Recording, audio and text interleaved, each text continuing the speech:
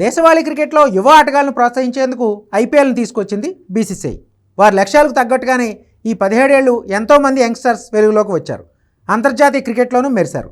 అదే సమయంలో ఐపీఎల్లో పలు జట్లకు సారథులుగాను మనోళ్లే సత్తా చాటుతున్నారు.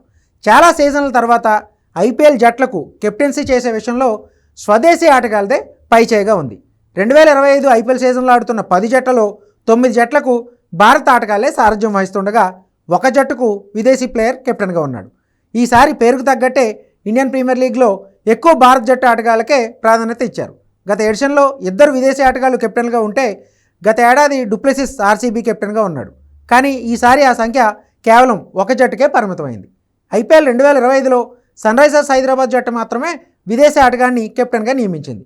మిగతా 9 జట్లు కూడా భారత ఆటగాళ్లకే బాధ్యతలు అప్పగించాయి. గత ఏడాది చెన్నై సూపర్ కింగ్స్ నడిపించిన రుతురాజ్ గైక్వాడ్ ఈసారి కూడా ఆ జట్టుకు కెప్టెన్గా ఉన్నాడు. అటు హార్దిక్ పాండ్యా ముంబైకి వెళ్ళిపోవడంతో గుజరాత్ టైటాన్స్కు శుభ్మన్ గిల్ కెప్టెన్ అయ్యాడు. ఈసారి కూడా అతడే కెప్టెన్గా ఉన్నాడు. ఇక పంజాబ్ కింగ్స్ను గత సీజన్లో శిఖర్ ధావన్ నడిపించాడు. ధావన్ రిటైర్ అవడంతో ఈసారి శ్రేయస్ అయ్యర్ కెప్టెన్గా నియమితుడయ్యాడు. ఇదిలా ఉంటే రాయల్ ఛాలెంజర్స్ బెంగళూరు కూడా ఈసారి కొత్త సారథి వచ్చాడు. గత ఏడాది వరకు కెప్టెన్గా ఉన్న డూప్లెసిస్ను ఆర్సీబీ వదిలేసింది. ఈ సీజన్ నుంచి రజత్ పటీదార్ను కెప్టెన్గా నియమించింది. అటు defending champion Kolkata Knight riders కూడా కొత్త కెప్టెన్ సారథ్యంలోనే బరిలోకి దిగబోతుంది. ఐపీఎల్ 2024లో కేకేఆర్ను ఛాంపియన్గా నిలిపిన శ్రేయస్ అయ్యర్ను పంజాబ్ కింగ్స్ దక్కించుకుంది. దీంతో అజింక్య రహానే కోల్కతా సారథిగా ఎంపికయ్యాడు.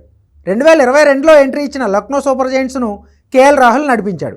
మెగావాలానికి ముందు రాహుల్ను ఆ ఫ్రాంచైజీ వదిలేయగా ఈ సీజన్కు రిషబ్ పంత్ కెప్టెన్గా ఉండనున్నాడు. అదే సమయంలో పంత్ను వదిలేసిన ఢిల్లీ క్యాపిటల్స్ తమ కొత్త సారథిగా అక్షర్ పటేల్ను కెప్టెన్గా నియమించింది. కాగా రాజస్థాన్ రాయల్స్ కెప్టెన్గా సంజు శాంసన్, లీగ్లో most successful team Mumbai Indians సారథిగా హార్దిక్ పాండ్యానే కొనసాగనున్నారు. మెగా వేలానికి ముందు కొన్ని జట్లు ఏకంగా కెప్టెన్లనే వేలంలోకి వదిలేశాయి. దీంతో ఆయా జట్లకు కొత్త కెప్టెన్ల ఎంపిక అనివార్యమైంది. అయితే లీగ్లో పాల్గొనే 10 జట్లలో 9 జట్లు ఇదివరకే తమ కెప్టెన్లు ప్రకటించాయి. ఢిల్లీ క్యాపిటల్స్ మాత్రం ఆలస్యం చేస్తూ వచ్చింది. తాజాగా ఆ జట్టు కూడా తమ కెప్టెన్ను అనౌన్స్ చేసింది. ఆల్రౌండర్ అక్షర్ పటేల్ తమ జట్టును నడిపించినట్టు వెల్లడించింది. దీంతో ఈసారి లీగ్లో పాల్గొనే జట్లన్నీ తమ కెప్టెన్లను ప్రకటించినట్టు అయింది. ఇది ఎలా ఉంటే ఐపీఎల్ 2025 మార్చి 22న ఆరంభం కానుంది. తొలి మ్యాచ్లో defending champion Kolkata Knight Riders Royal Challengers బెంగళూరుతో తలపడబోతుంది. కోల్కతాలోని ఈడెన్ గార్డెన్స్ వేదికగా ఈ మ్యాచ్ జరగనుంది.